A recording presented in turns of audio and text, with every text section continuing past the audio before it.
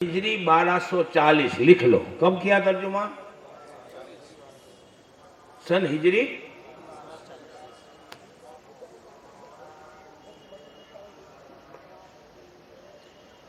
और सन हिजरी 1240 में तर्जुमा किया। उसने किताब लिखी और किताब लिखने के बाद क्या क्या हुआ इसकी बहुत बड़ी कहानी है। 24 जिलहिज्जा सन हिजरी 1246 1246 बालाकोट जो पंजाब में, हिंदुस्तान के पंजाब, तब अखंड भारत जो था, गैर मुनकसिम हिंदुस्तान, वहां एक मकाम था बालाकोट। बालाकोट के मकाम पर अफगानी पठानों ने इस्माइल देहलवी की बदअकीदगी की वजह से उसे मार डाला। कब मार डाला?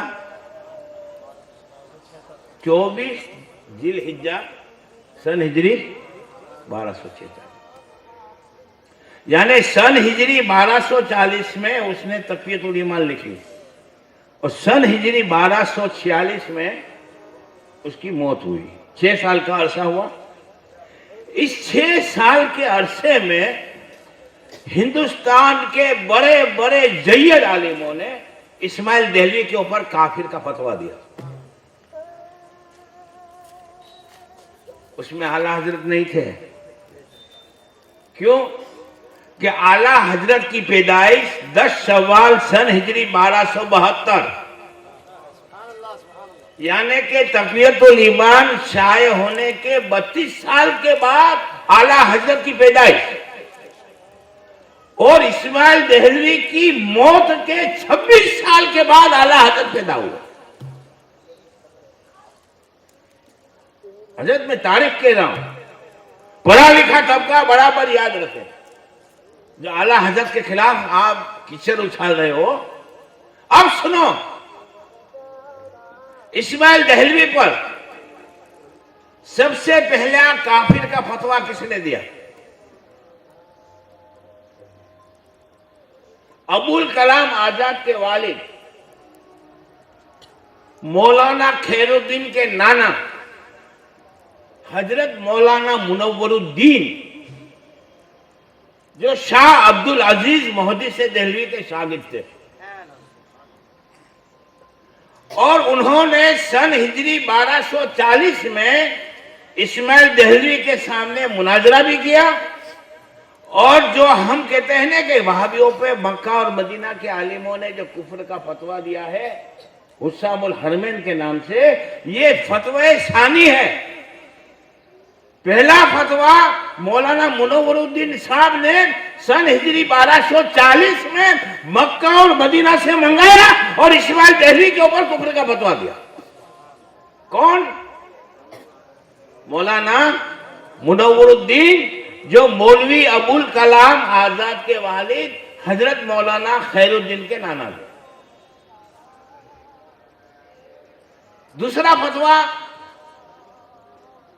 जंग आजादी के हीरो, जिसे आज का भाजपा भी बड़ी इज्जत से याद करता है, आज का हिंदुस्तान का हिंदू भी जिसे बड़ी इज्जत से याद करता है, जो फलसफा, लॉजिक एंड फिलोसफी का जो ऑथर था, मंतिक और फलसफा का इमाम था, जो अलवर के महाराजा का मुशीर था, जो लखनऊ की हाईकोर्ट का चीफ जज था, जो दिल्ली का अकाउंटेंट जनरल था, अल्लामा फजल हक खैराबादी।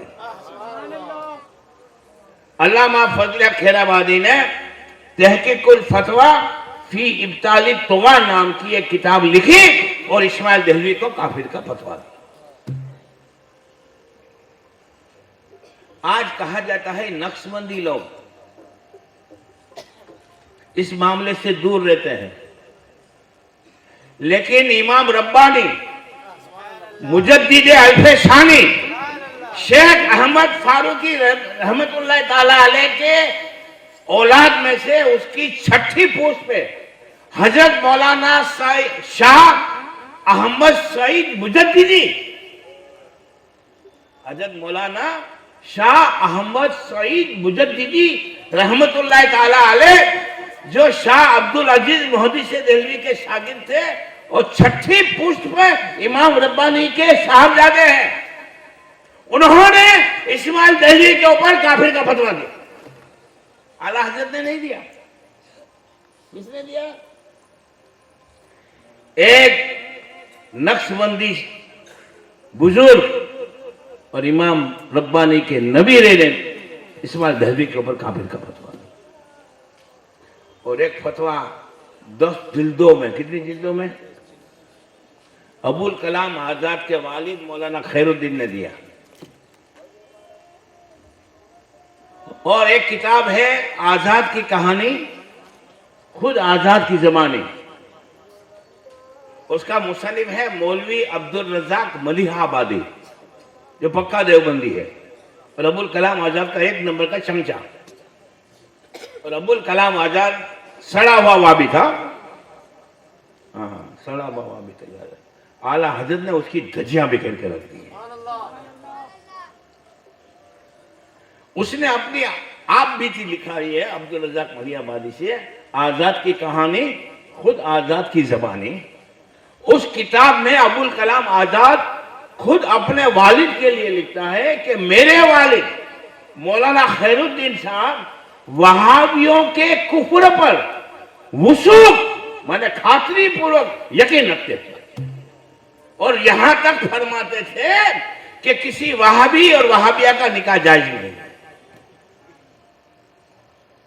एक हस्ती थी हजरत मौलाना सदरुद्दीन आजुर्दा, एक थे मौलाना मुफ्ती मखसूसुल्लाह दहलवी, एक थे हजरत मौलाना फजले रसूल बदायूनी। ऐसे 100 उलमा की फहरिस्त हम ये बता सकते हैं कि जिन्होंने इस्माइल देहलवी को काफिर कहा। तब आला हजरत पैदा हुए थे? नहीं। जब इस्माइल देहलवी को काफिर का फतवा दिया गया था, तब आला हजरत पैदा ही नहीं हुए थे, बल्कि आला हजरत इस्माइल देहलवी के मरने के 26 साल के बाद 10 शव्वाल सन हिजरी 1272 में पैदा हुए। सुभान अल्लाह।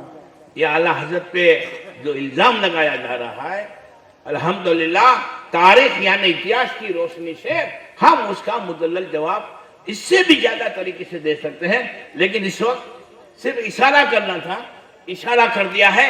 अब आइए एक बात की तरफ जहन ले जाओ कि जब सबसे पहले वहाबियों को काफिर आला हजरत ने नहीं कहा। बोलो आज कोई देवबंदी हजरत मौलाना शाह अहमद सईद नक्शबंदी के खिलाफ बोलता है? आज कोई देवबंदी मौलाना खैरुद्दीन के खिलाफ बोलता है? आज कोई देवबंदी मौलाना मोरवरुद्दीन के खिलाफ बोलता है? आज कोई देवबंदी अल्लामा फजल खैराबादी के खिलाफ बोलता है? बोलता है तो किसके खिलाफ बोलता है? क्यों? हालांकि हकीकत यह है कि आला हजरत ने सबसे पहले वहाबियों पे काफिर का फतवा नहीं दिया, बल्कि आला हजरत की पैदाइश के 26 साल पहले इन बुजुर्गों ने वहाबियों के ऊपर काफिर का फतवा दिया। इस्माइल देहलवी के रद में सैफुल जब्बार जैसी रजमुल शयातीन जैसी माए नाज किताबें लिखकर इस्माइल देहलवी का रद्द बली किया, लेकिन आज कोई देवबंदी, कोई अहले हदीस इन बुजुर्गों के खिलाफ नहीं बोलता, बोलता है तो सिर्फ आला हजरत के खिलाफ बोलता। क्या वजह है? ये भी एक सोचने का मसला है ना। आप बात समझ रहे हैं मेरी? तो आओ एक बात समझ लो, जिन बुजुर्गों ने तक़ियतुल ईमान के रद में किताबें लिखी, उन्होंने अपना मनसब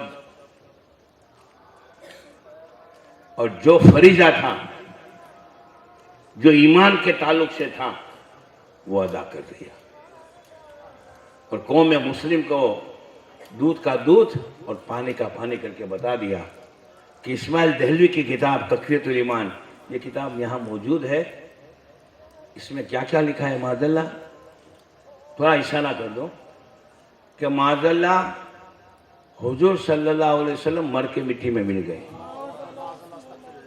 और साफ लिखा है अल्लाह को मान, अल्लाह के सिवा किसी को मत मान। जैसे कि हमने पहले वो मौलवी काफिर नायक, कैसा नायक? काफिर नायक, जाकिर नायक नहीं, काफिर नायक की क्लिप बताई थी। वो क्लिप इस वक्त भी हमारे पास मौजूद है। वो साफ कहता है कि हुजूर सल्लल्लाहु अलैहि वसल्लम को मानना हराम है। क्या करना हराम है? हुजूर सल्लल्लाहु अलैहि वसल्लम को मानना हराम है। ये नई बात नहीं, पुरानी बात है। ये सब इस्माइल देहलवी लिख गया है। यहां तक लिखा है कि हुजूर सल्लल्लाहु अलैहि वसल्लम कयामत के दिन अपनी बेटी बीबी फातिमा की जब शफाअत नहीं कर सकेंगे, हमारी शफाअत क्या करेंगे? खैर, कहना यह है कि तक़ियतुल ईमान का रद्द बलीग उस दौर के जय्यद उलमा ने किया, लेकिन इन जय्यद उलमा में से किसी भी आलिम का रद्द आज देवबंदी अहले हदीस नहीं करता, किसी की मुखालिफत नहीं करता। अगर करता है तो किसकी करता है? सिर्फ आला हज़रत की। क्यों करता है वो भी सुनो। आला हजरत ने इनको हर महज पे मारा। ऐसा कोई फील्ड नहीं था कि जहां ये ऊंचे नीचे हुए और इमाम अहमद रजा की तलवार नहीं चली। ऐसी इनकी हालत की है कि इनका कचूमर बना के रख दिया। अब कचूमर क्यों बनाया, कैसा बनाया, वो इंशाल्लाह थोड़ी देर के बाद मैं आपके सामने पेश करूंगा। इस वक्त हमें आला हजरत के ताल्लुक से कुछ जरूरी गुफ्तगू करनी है, और ये गुफ्तगू अफसोस के अंदाज में करनी है। अफसोस के अंदाज में इसलिए कि आला हजरत जैसा मुजद्दिद माजी में नजर नहीं आता, और आने वाले करीब मुस्तकबिल में भी ऐसा कोई मुजद्दिद आए ये हम उम्मीद नहीं कर सकते। लेकिन अल्लाह ताला कादिर मुतलक है, जिसे भी चाहे सलाहियतों से नवाज कर भेज दे। क्यों? सुनो, पहले तो यह समझो मुजद्दिद यानी क्या और मुजद्दिद किसको कहते हैं। आज तो सबको शौक है मुजद्दिद बनने का।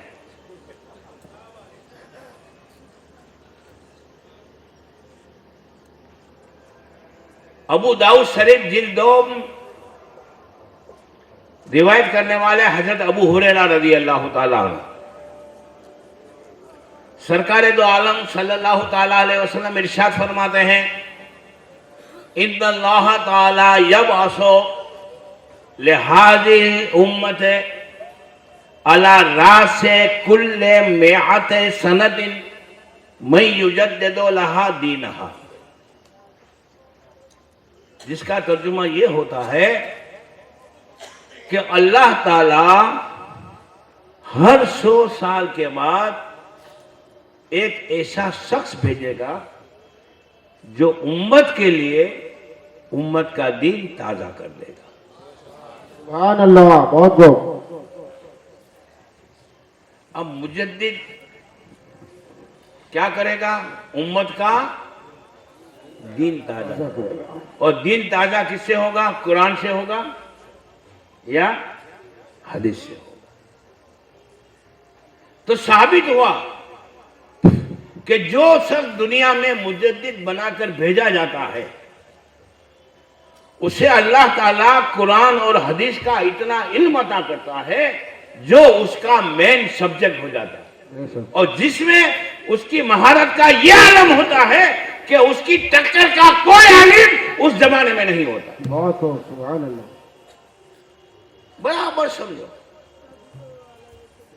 दूसरा, मुजद्दिद के लिए मिल्लत इस्लामिया के आइम्माए दीन ने कुछ शराइत तय किए हैं।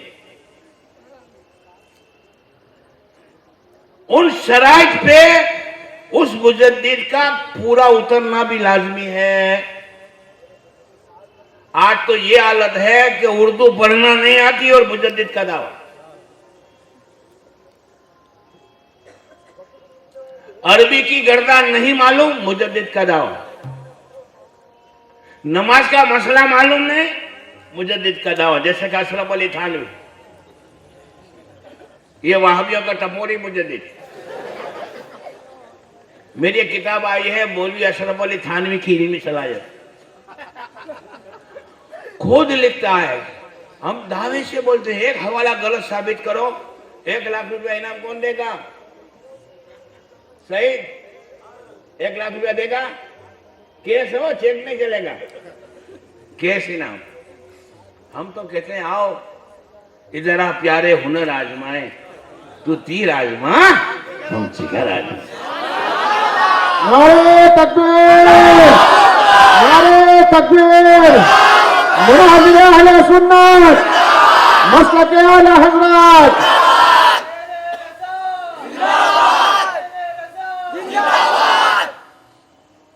अशरफ अली थानवी, कोई भी देवबंदी को पूछो आपका मुजद्दिद मौलाना थानवी, वाह तेरा थानवी, तेरे सदके जहां, तेरा टपोरी मुजद्दिद। हम तो ये चैलेंज करते हैं और किसी मसले पर नहीं, बल्कि अशरफ अली थानवी जाहिल था कि आलिम।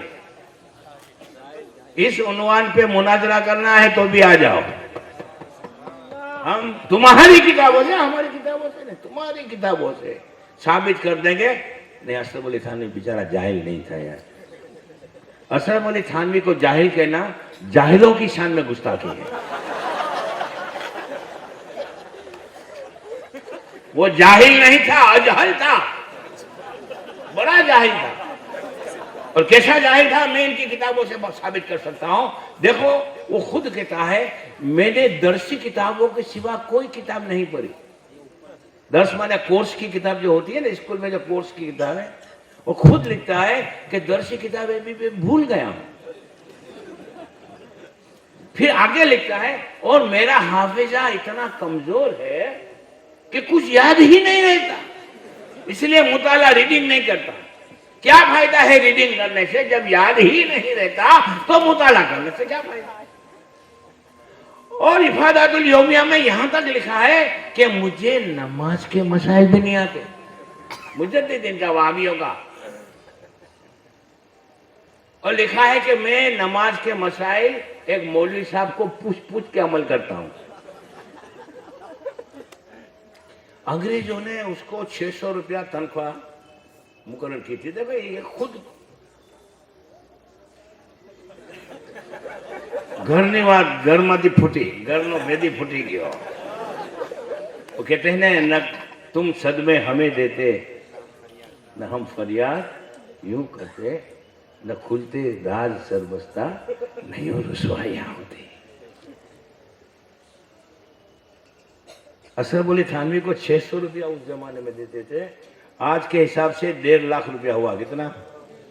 अंग्रेजों का 1.5 लाख का पगारदार नौकर, वहाबियों का टपोरी मुजद्दिद अशरफ अली थानवी खुद कहता है कि लोग मुझे बड़ा आलिम समझते हैं और मुझसे मसाइल पूछते हैं और मुझे मसाइल नहीं मालूम। अगर मैं ये कहता हूं कि मुझे मसला नहीं आता तो बड़ी रुसवाई होती है। तो मैंने एक नया तरीका निकाला है कि अगर कोई मुझसे सवाल पूछता है तो मैं उल्टा सवाल करता हूं। एक शख्स ने मुझसे सवाल पूछा कि हजरत, ये इस्लाम में 5 वक्त की नमाज क्यों रखी गई? तो फलसफा है इसका।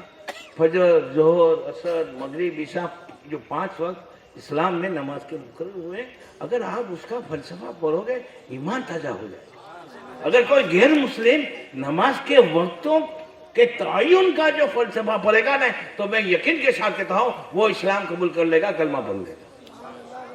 लेकिन ये टपोरी मुजद्दिद को नहीं मालूम। तो वो क्या कुछ जवाब देते हैं मालूम है कि इस्लाम में 5 वक्त की नमाज क्यों रखी गई है, ये तुझे मैं बाद में बताऊंगा। पहले तो ये बता, तेरी नाक यहां क्यों रखी गई, पीठ पे क्यों नहीं रखी गई?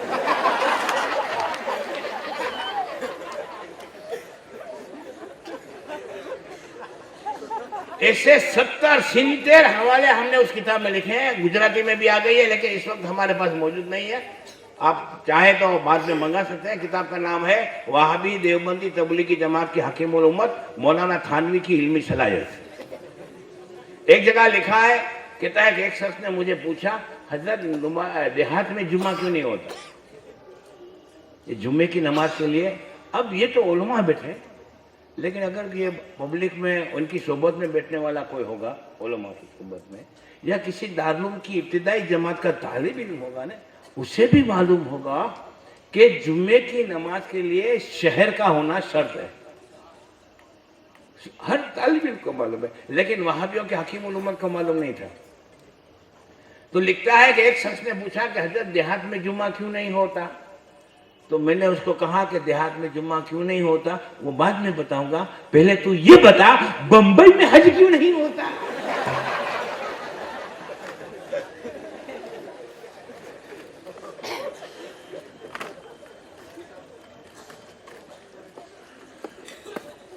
और उसका कारनामा बहिश्ती जेवर बताते हैं।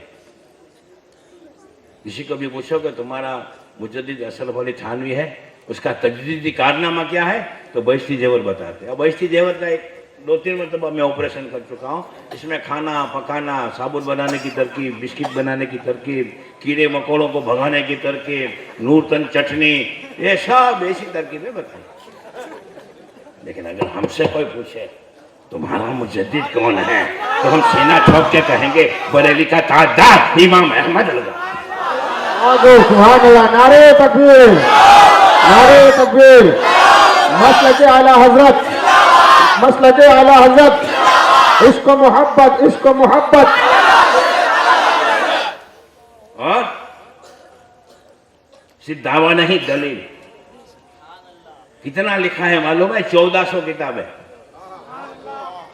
और ऐसा लिखा है कि आला हजरत ने जितना लिखा है उस सबको एक जगह जमा कर दो और एक बहुत बड़े विद्वान को लाओ, बहुत बड़े एजुकेटेड को लाओ, और उसे ये कहो कि ये जो इतना बड़ा किताबों का ढेर पड़ा है उसको लिखने में कितने साल लगेंगे?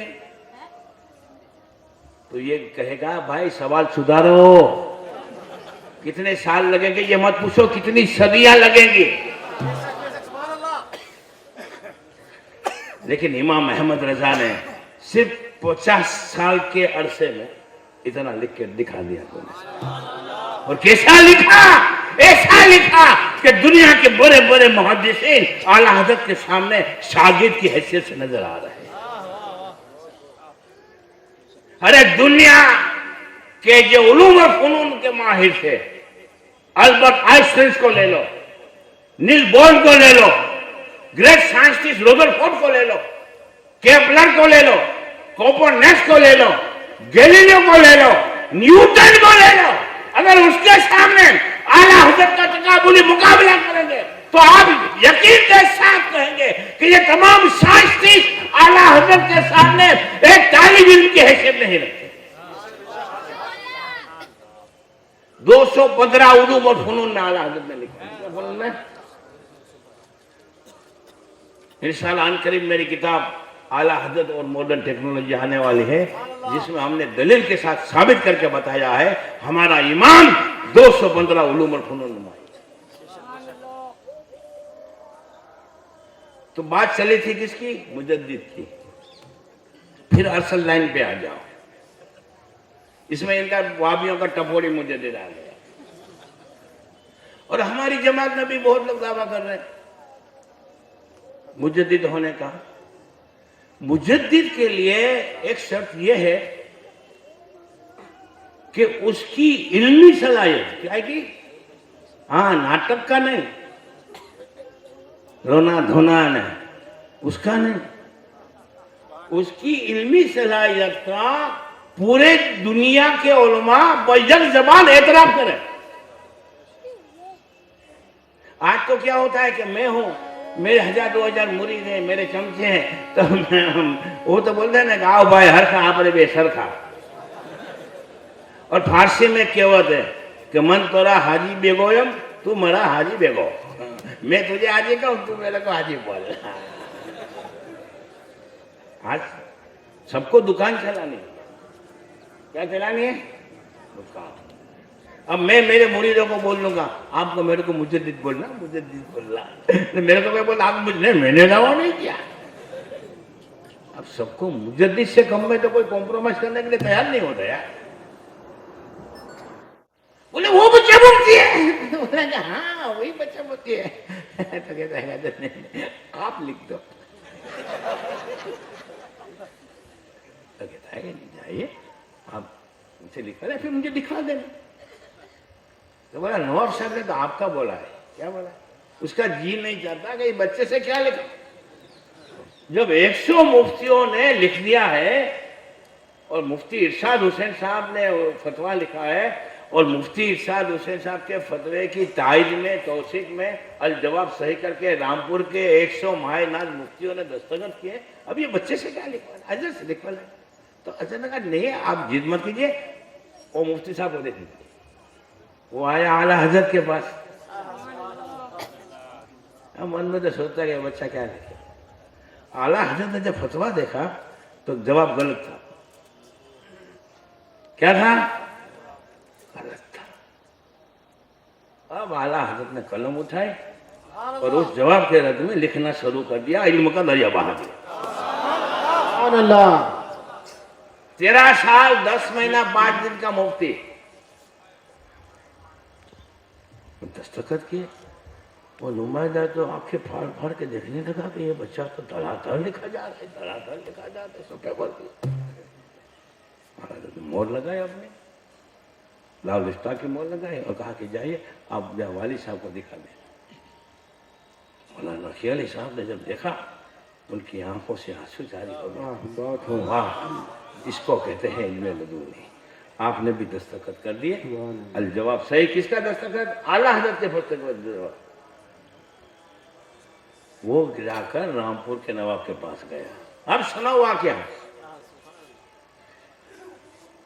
नवाब साहब ने देखा एक तरफ 100 मुफ्ती हैं, एक तरफ एक बच्चा मुफ्ती है। उसने कहा गजब, ये 13 साल के बच्चे ने लिखा है। बोले 13 साल के बच्चे।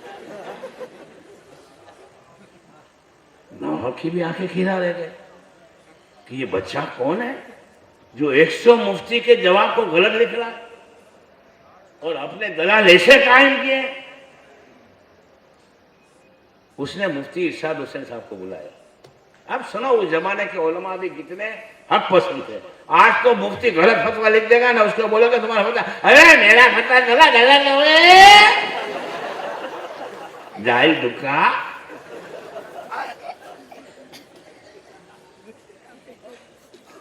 तो मुफ्ती इरशाद हुसैन साहब को बुलाया कि मुफ्ती साहब क्या बात है, आपने और 100 उलमा ने जो फतवा लिखा है उसके सामने एक 13 साल के बच्चे ने लिखा है, आप देखो। तो मुफ्ती इरशाद हुसैन साहब पढ़ते जाते थे, सुभान अल्लाह सुभान अल्लाह सुभान अल्लाह बोलते जाते थे। कहा नवाब साहब वही हक है जो 13 साल के मुफ्ती ने लिखा। सुभान अल्लाह। मुझसे ये जवाब लिखने में गलती हो गई। तो नवाब साहब ने कहा ठीक है हजरत, आपसे गलती हो गई, तो 100 मुफ्तियों ने, तो बोले एक ने 100 मुफ्तियों ने मेरा नाम देखकर दस्तखत कर दिया, मेरे इल्म पर एतबार किया और दस्तखत कर दिए। तो आला हजरत का जो फतवा था उसके लिए मुफ्ती अशफाक हुसैन साहब ने फरमाया कि नवाब साहब फतवा वही हक है जो बरेली के 2 मुफ्तियों ने लिखा है। मैं अपने फतवे से रुजू करता हूं और लाइए मैं आला हजरत के फतवे पे टाइप कर देता हूं। अब नवाब साहब को शौक हुआ, 13 साल का मुफ्ती, बुला के लाओ। तो बुलाया गया। आला हजरत के लिए सोने की कुर्सी, चांदी की कुर्सी दी गई। आज तो खुश हो जाएगा, अपन के लिए चांदी की कुर्सी दी। आला हजरत ने कहा इस कुर्सी पे मैं नहीं बैठूंगा। उस वक्त मौलाना फजल हक खैराबादी के साहबजादे मौलाना अब्दुल हक खैराबादी, वो नवाब साहब के यहाँ मुलाजिम थे। अब ये वाकया बहुत लंबा चला जाएगा, तो उनके साथ भी जब आला हजरत से मुलाकात होती है, नवाब साहब से मुलाकात कराएंगे, तो समझा कि 13 साल का बच्चा है। तो उन्होंने आला हजरत के सामने मंत्री के कुछ सवाल पूछे, तो आला हजरत ने सामने ऐसे सवाल पूछे कि उनके पास जवाब नहीं थे। खैर ये आला हजरत की इल्म की बात थी, इल्म